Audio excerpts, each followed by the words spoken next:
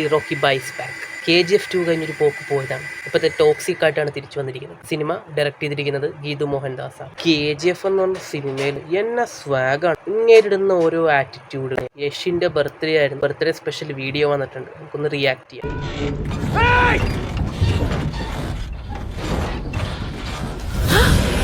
എൻ്റെ ശിവനെ, നമുക്കേ ഇത് മാറ്റാം. എന്നിട്ട് ഇതെടുക്കാം. ഇത് വെച്ചിട്ട് കേൾക്കാൻ പറ്റും. നമുക്ക് ബാക്കി കണ്ടാലോ. ഇനി നമുക്ക് ഫോണിൽ തന്നെ കാണാം.